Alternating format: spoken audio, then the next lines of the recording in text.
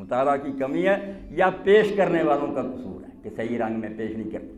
اور دوسری بات جو اس سے نکلی وہ یہ کہ انشکر رضا، دانائی سے پہلا بیج جو ظاہر ہونا چاہیے، پہلی جو نکلنی چاہیے کمپر، وہ شکر ہے. اللہ کا شکر اگر نہیں سیکھا آدمی نے وہ سارا علم بیکار ہے. جتنا مرضی پڑھ جائے، پی ایچ ڈی ہو جائے، علامہ دہر ہو جائے، اگر شکر کی توفیق نہیں ہو اس کو دانائی کا ایک لفظ بھی نہیں نصیب. وہ سمجھا ہی نہیں کہ دانائی کیا.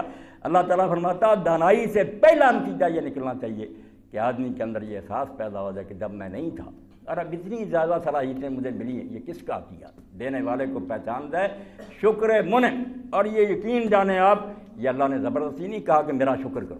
آپ کا بھی اگر شکر نہ کرے اولاد، ٹیچر کا احترام نہ کرے شاگرد، حکومت کو ٹیکس نہ دے لوگ، کوئی کسی کے پاس تحریر نہیں ہے، کوئی معاہدہ نہیں ہوا کہ ہم یہ کریں گے، صرف شکر پر مبنی ہے کہ چونکہ ان کے احسان ہے کچھ، اس کے معاوضے میں کہا جاتا ہے کہ شکر منعم واجب ہے. یہ عقلی ہے ایک بنیاد جس کو اگر درمیان سے نکال دیں جہان کا سارا نظام تباہ ہو جائے.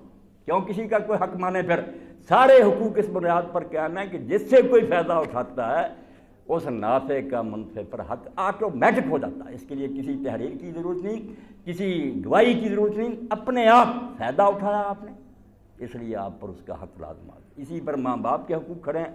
ورنہ اگر اولاد سرکش ہو کر بڑی ہو کر کیا جائے، دکھائیں ابا جی میری کوئی تحریر، میں نے اقرار کیا تھا کہ جب آپ بوڑھے ہو جائیں گے میں خدمت کروں. بھائی نہیں کوئی تحریر، کوئی معاہدہ ہوا تھا؟ کوئی نہیں. سارا جہان کیوں مرامت کرتا، کمینہ کہتا اس کو، عدالتیں سزا دیتی. بنیاد یہ کہ ان کے اتنے احسان ہیں، اس کا کیوں معاوضہ نہیں دیتے؟ تو جس کا بھی احسان ہوگا وہ استاد ہو، باپ ہو، مرشد ہو، لازماً جو ہے نا نافع اور منفع کے درمیان عائد ہو جاتا ہے، جس کو اللہ کہتا ہے الستو بربکم. یہ ہوئی نہیں بات کہیں، آٹومیٹک ہوتی ہے کہ خدا کی زمین میں رہ رہے ہو، اس کے بنائے ہوئے ہو، آکسیجن اس کی استعمال کر رہے، پانی اس کا برت رہا ہے. یہ حکومت بل بھیجے تو دیتے ہو، حالانکہ معاہدہ نہیں ہوا، مگر اس علاقے میں رہ رہے فائدے اٹھا رہے، وہ بل بھیجیں تم دیتے ہو. اللہ جب کہتا کہ میری یہ ساری چیزیں تم بھی میرے ہو چیزیں، وہ کہتا شکر کرو. میں کوئی بل نہیں بھیجتا، مگر یہ مانو تو صحیح نا کہ میں دے رہا ہوں. اور اسی کو امام جعفر صادق علیہ السلام نے کہا کہ نعمت خواہ کتنی بڑی ہو نا، آپ آسمان پر چلے، حق تو اتنا ہی ہے اس کا شکر، ان تحمد اللہ، کہ الحمدللہ کہہ دے، بس اتنا کہہ دے کہ اللہ میرا کچھ نہیں ہے، تیری مہربانی. یہ اعتراف کر، صرف یہ بات. اللہ کہتا ہے لقمان کو حکمت دی تھی تو پہلا حکمت سے کیا سبق اس نے سیکھا؟ انشکر رضا. دانائی سے پہلی بات اسے ملی کہ پہلے تو اس کا حق دینا چاہیے جو سب سے بڑے احسانوں والا.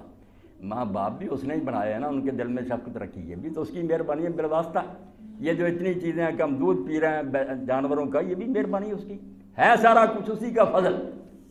تو شکر جو ہے اللہ تعالیٰ کا، یہ دانائی کا پہلا درس ہے. اگر یہ لیسن ہی نہ آپ نے پڑھا، کچھ علم نہیں سیکھا. یہ تو ہر پڑھے ان پڑھ کو سیکھنا چاہیے کہ جب سب کچھ وہ دے رہا ہے، میں بھی اس کا بنایا ہوں، اب بھی اس کے قبضہ میں، اس کا ہی احسان نہ مان. اس سے بڑی نمک حرامی اور بدماشی کیا ہو سکتی ہے؟ نمک خار جو ہوتا ہے اس کو اچھا جانتے کہ اس کا نمک کھاتا ہے احسان مانتا. جو نمک حرام ہوتا ہے، یہ محاورہ کہ اس کا کھا رہا مگر حامی مانتا ہی نہیں اس کو. تو اللہ کے بارے میں ڈاکٹر صاحب بھی جانتے ہیں کہ ابا جی بھی بڑے ان کے فین ہیں، میں بھی دیوانہ ہوں. پنجابی میں انہوں نے سورہ قصص کی، سورہ احسن القصص کی تفسیر کی، یوسف کی، مولانا غلام حسین رحمۃ اللہ عالم کی. تو حمد میں اللہ کی تعریف میں کہتے ہیں کو احسان کرے اس کو ذرات دلوں چکے سو باری. کوئی آدمی صرف ایک احسان معمولی سا زندگی میں کرتے ہیں، جب سامنے آئے گا تو سر دکھائے گا. تو جانتا کہ احسان مانا جی کو احسان کرے تو ذرات دلوں چکے سو باری، جیسے احسان تیرے سر لکھاں اوستوں ہیں ان کا. اب اس سے بڑا کفران نعمت بھی ہو. اور اسی لیے اللہ نے انسان کو کہا کہ کفار، چھوٹا نہیں کہا نا شکرہ، کفار مبالغہ ایگزیجریشن ہے کہ اس سے بڑا نا شکرہ ہے ہی نہیں کہ چھوٹے چھوٹے احسانوں والوں کو مانتا، مجھے نہیں مانتا جس نے ساری یہ چیزیں اس کے لیے پیدا کی. تو لقمان کو اللہ کہتا ہم نے دانائی دی تھی، تو اس دانائی سے پہلی بات جو اس کے ذہن میں جم گئی کہ ہر حال میں اللہ کا شکر کرنا، ماننا کہ یہ نعمتیں اس کی ہیں. اور شکر صرف زبان کی حد تک نہیں. میں آپ کی خدمت میں عرض کروں جنہوں نے شکر ادا کیا، ہم کہاں وہاں تک جا سکتے ہیں؟ ہم تو الحمدللہ بھی نہیں کہتے. موسیٰ علیہ السلام اور حضرت داؤد علیہ السلام دونوں کے بارے میں آیا کہ جب اللہ تعالیٰ نے کہا نا کہ اعلیٰ داؤد شکر، داؤد میرا شکر ادا کر، تو داؤد علیہ السلام سمجھ گئے نبی کہاں پہنچا ان کا ذہن. انہوں نے کہا میں کیسے شکر کر سکتا. اب نعمت کا احساس، اس پر شکر کا ارادہ، پھر لفظ تندرست بان، یہ سارا کچھ تو نے دینا، میرا اس میں کیا خرچ ہوگا؟ اس لیے میں جب شکر کروں گا تو وہ تو ایک اور انعام تو راہ اور ہوگا، بہت سے ناشکرے پھر رہے ہیں، مجھ کو اگر توفیق تو دے گا شکر کی تو یہ ایک اور احسان ہو جائے گا، اس پر بھی شکر کرنا پڑ، تو یہ سلسلہ کہیں ختم نہیں ہو۔ اللہ نے کہا داؤد بس جب تو نے یہ جان لیا کہ ساری نعمتیں میری طرف سے میں راضی ہوں، اتنی تو بات تھی کہ مان جا کہ تمہارے بس میں نہیں ہے شکر ادا کرنا، اعتراف عجز کرو، مانو کہ ہمارے بس سے باہر ہے، یہ شکر بھی اس کی مہربانی، ورنہ کتنے پڑھے لکھے بے دین پھر رہے ہیں، شکر کی توفیق بھی جو ہی دیتا۔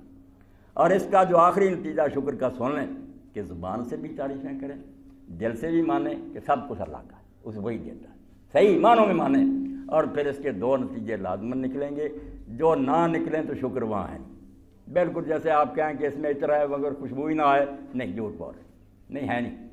شکر ہوگا تو دو چیزیں، ایک تو وہ آدمی خلق خدا کے حق میں شریک ہوگا، یہ نتیجہ ضرور نکلے گا جب وہ دیکھے گا کہ بہت سی چیزیں جو اللہ نے مجھے دی ہیں جس سے دوسرے ساتھی معروم ہیں، میری آنکھیں ٹھیک ہے یہ اندھے پھر رہے ہیں، میری ٹانگیں درست اللہ نے بنائی یہ لولے لگڑے پھر رہے ہیں، لازماً وہ ان سے شفقت کرے، کبھی نہیں ہوگا کہ ان کا مذاق اڑائے یا ان سے ظلم کرے، اس کا تو دل بالکل اس وقت نہ پانی پانی ہو جائے گا کہ اللہ مجھ کو بھی جیسا بنا سکتا تھا، رب بھی بنا سکتا ہے۔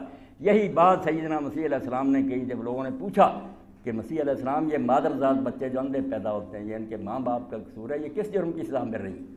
تو عیسیٰ علیہ السلام نے بڑی دانائی کی بات سنی، فرمایا یہ جس ڈیوٹی پر لگے ہوئے ہیں وہ کوئی عالم بھی سر انجام نہیں دیتا، یہ اس لیے پیدا کیے گئے ہیں تاکہ آنکھوں والوں کو سجائی دے، جن کی آنکھیں ٹھیک ہے نا وہ دیکھ کر ہی سبق پڑھیں کہ یہ سرکاری استاد پھر رہے ہیں، ٹھوکریں کھا رہے ہیں، کہیں وہ گڑھے میں گر جاتے ہیں، کبھی سڑک پار کرنے کے لیے کسی کا ہاتھ پکڑنا پڑتا ہے، یہ دیکھ کر ڈر جائے، ان کے دلوں میں احساس پیدا ہو جائے، اور بجائے مذاق اڑانے کے وہ پھر ان کی دستگیری کریں، جو اپنے پلے نہ ان کو دیں کہ اللہ اس حالت میں ہمیں بھی لے جا سکتا ہے، تو ایسے لوگ خلق خدا کے دشمن نہیں ہو سکتے، شفیق ہوں گے۔ احسن کما احسن اللہ علیک، اللہ کہتا ہو پھر مانتے ہیں کہ جیسے میرے ساتھ رب نے احسان کیا، میرا کام ہے کہ میں دوسروں کے ساتھ نیکی کروں، یہ کرے گا وہ جو شکر کرتا ہے۔ اور دوسری بات یہ ہے کہ وہ اللہ کی چیز کو نافرمانی میں کبھی خرچ نہیں کریں، یہ دیکھیں گے نا ہاں جی اللہ تعالیٰ لاکھ شکر ہے، کروڑ پتی مگر شراب پی رہے، زنا کر، جھوٹ بولتے، شکر کرتے اور جس سے چیز لی ہے اس کے خلاف استعمال کر، اس کے دشمن کو خوش کر رہے ہیں، شیطان کو،